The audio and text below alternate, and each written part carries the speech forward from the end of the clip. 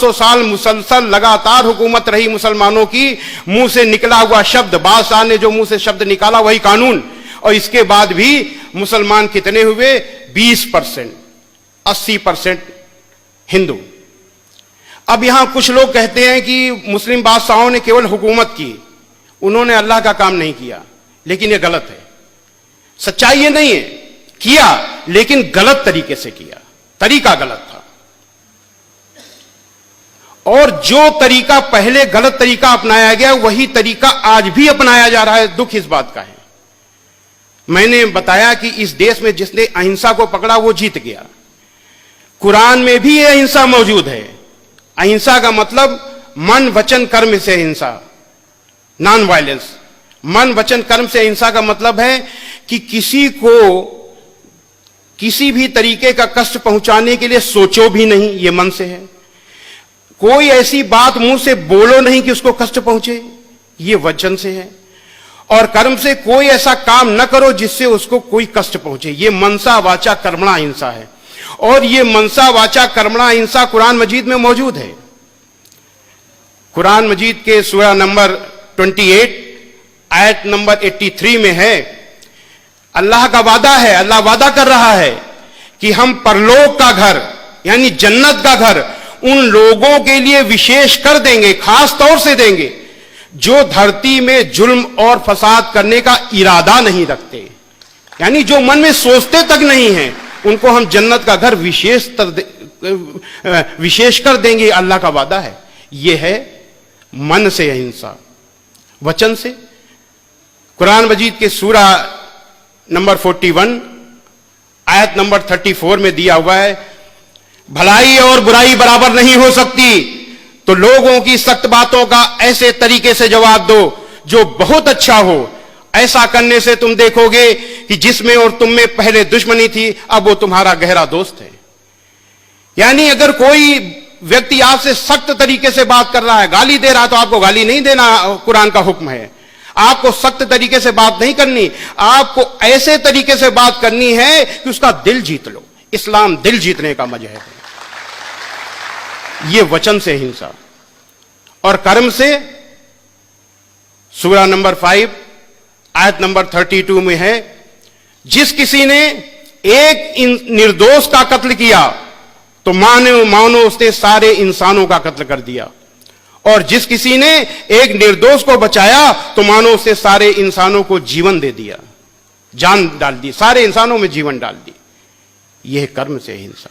यही है इस्लाम की मनसा वाचा कर्मणा अहिंसा। और अगर इस अहिंसा को अपनाया गया होता तो आज इस देश की हालत दूसरी होती। इस अहिंसा की तरफ देखा भी नहीं गया। आज फैशन चल गया है सिमिलरिटीज पर बोलने का। कुछ लोग इतना उत्साह में आ गए हैं कि वेद में आपका नाम भी बताते हैं, मक्का मदीना तक बताते हैं कि वेद में मक्का मदीना का नाम भी लिखा हुआ है। ये जो अटकलबाजी की कलाबाजी है, इस कलाबाजी से कुछ फायदा नहीं होना। ये केवल मुसलमानों को खुश करने के लिए की जाती है, मुसलमानों की जेब हल्की करने के लिए की जाती है।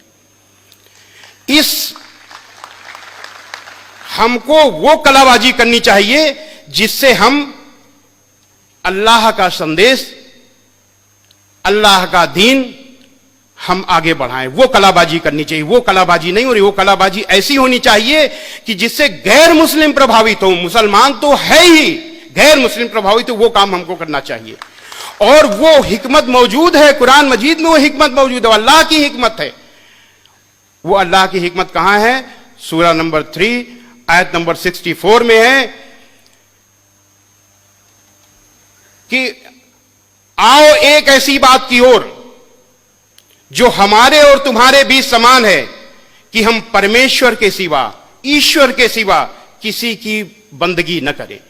यह अल्लाह की हुकूमत है। इस प्लेटफार्म को अगर पकड़ा गया होता तो हम कामयाब, कब का कामयाब हो चुके होते, लेकिन हमने इसको नहीं पकड़ा। इस्लाम की बुनियाद है ला इलाहा इल्लल्लाह, परमेश्वर के सिवा कोई पूज्य नहीं है। और यही बुनियाद सनातन वैदिक धर्म की है।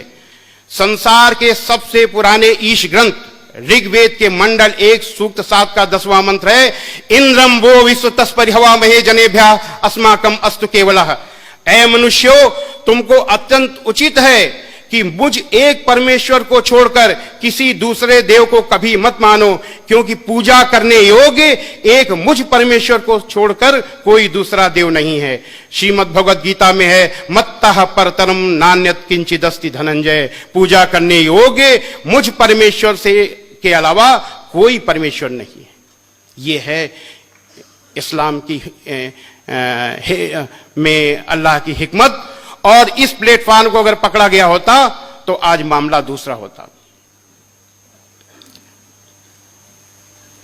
हमारे आरएसएस के भाई कहते हैं,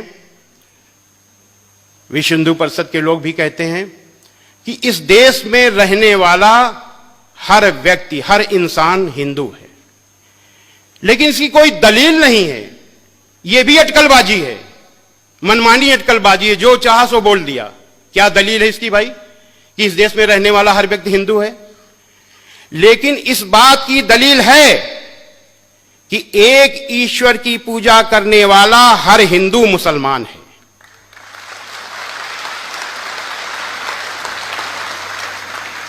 हम आप लोग नौजवान हो, हम आप लोगों से अपील करना चाहते हैं कि मुसलमान दूसरों को सबसे अधिक प्रभावित कर सकते हैं। कब? जब वो बुराइयों को न देखें और अपनी अच्छाइयों को बताएं और खुद अमल में भी लाएं। क्या बताएं? क्या बताएं?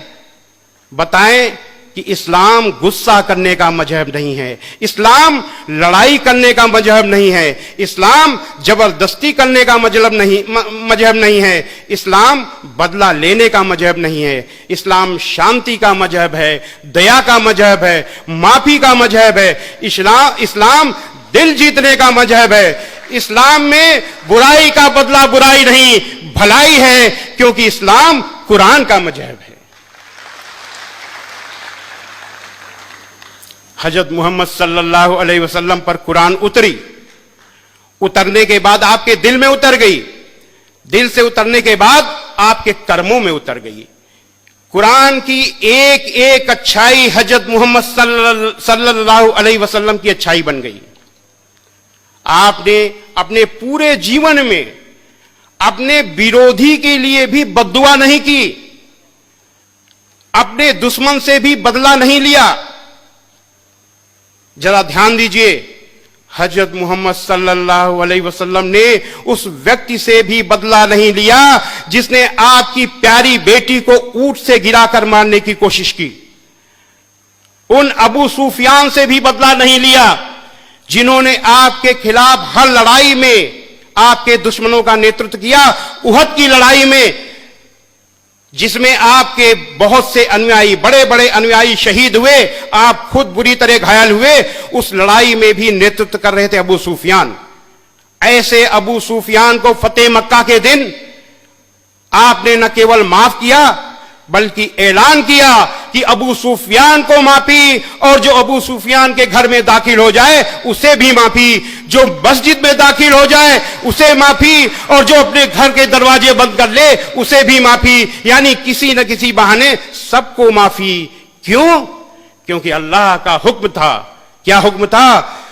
कुरान मजीद के सूरा नंबर 7 आयत नंबर 199 में अल्लाह का हुक्म है, ऐ मोहम्मद माफी का तरीका अपनाओ और भलाई का हुक्म देते रहो और अज्ञानियों से किनारा कर लो। हजरत मोहम्मद सल्लल्लाहु अलैहि वसल्लम ने तो माफी का तरीका अपना लिया, लेकिन आपके अनुयायियों ने उस तरीके को नहीं अपनाया। मुसलमानों ने किसको अपनाया? गुस्सा, गुस्सा और गुस्सा, बदला, बदला और बदला। कितने बड़े दुख की बात है। जिन हजरत मोहम्मद सल्लल्लाहु अलैहि वसल्लम के लिए लाखों लाखों करोड़ों लोग अपनी जान न्यौछावर करने के लिए तैयार हैं, अपनी जान देने के लिए तैयार है, खुशी खुशी, उन्हीं हजरत मोहम्मद सल्लल्लाहु अलैहि वसल्लम के तरीके को अपनाने के लिए तैयार नहीं है। यह बहुत बड़े दुख की बात है। आज अपने को हजरत मोहम्मद सल्लल्लाहु अलैहि वसल्लम का अनुयायी कहने वाले लोग जगह जगह निर्दोषों पर, औरतों पर, बच्चों पर हमले कर रहे हैं। कितने दुख की बात है। और कह क्या रहे हैं? हम मुसलमानों पर हुए जुल्म का बदला ले रहे हैं। क्या हजरत मोहम्मद सल्लल्लाहु अलैहि वसल्लम ने बदला लिया था? अभी हमने बताया। आपने कभी भी बुराई का बदला बुराई से नहीं दिया। आपने बुराई का बदला अच्छाई से दिया। यहां पर मुझे एक बुढ़िया माई की कहानी याद आ रही है। एक बुढ़िया माई उस रास्ते पर रहती थी जिस रास्ते पर आप से रोज निकलते थे। वो गैर मुस्लिम थी, आपसे इतना चिढ़ती थी कि आप जब निकले आपके ऊपर कूड़ा फेंक दे। एक दिन आप निकले, कूड़ा नहीं गिरा, दूसरे दिन कूड़ा नहीं गिरा, तीसरे दिन कूड़ा नहीं गिरा। हजरत मोहम्मद सल्लल्लाहु अलैहि वसल्लम ने सोचा कि कहीं बुढ़िया माई बीमार तो नहीं हो गई।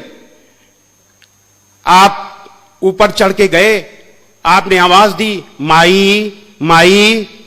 बुढ़िया माई ने आवाज दिया, कौन? आपने कहा, मैं मोहम्मद। इतना सुनना था, बुढ़िया माई बहुत जो नाराज हो गई। अरे मोहम्मद कैसे आए? आपने बड़ी विनम्रता से कहा, माई आपने मेरे ऊपर 3 दिन से कूड़ा नहीं फेंका। मैंने सोचा कहीं आप बीमार तो नहीं हो गई, इसलिए मैं आपको देखने चला आया। इतना सुनना था कि बुढ़िया माई बड़ी जोर जोर से रोने लगी और कहने लगी, ऐ मोहम्मद आप कितने अच्छे हो, मैं कितनी बुरी हूं। मैं आपके ऊपर रोज कूड़ा फेंकती थी और आप मेरा हाल लेने आए हो और आखिरी वक्त आपकी अनुयायी बन गई। ऐसे थे हजरत मोहम्मद सल्लल्लाहु अलैहि वसल्लम। ऐसा है इस्लाम, ऐसी यही है कुरान। मैंने क्या बताया कि एक एक कुरान की एक एक अच्छाई हजरत मोहम्मद सल्लल्लाहु अलैहि वसल्लम की अच्छाई बन गई। जो भी आपका काम होता था वो कुरान के अनुसार होता था। तो अब हम अंत में निचोड़ में आते हैं कि हजरत मोहम्मद सल्लल्लाहु अलैहि वसल्लम का यही इस्लाम दुनिया का नेतृत्व कर सकता है। लेकिन तब जब ये इस्लाम सबके अमल में आए, तब तो चुनना अब तय आपको करना है, दुनिया के मुसलमानों को तय करना है कि वो हजरत मोहम्मद सल्लल्लाहु अलैहि वसल्लम का इस्लाम अमल में लाना चाहते हैं कि अपना इस्लाम अमल में लाना चाहते हैं। ओम शांति ही शांति ही शांति।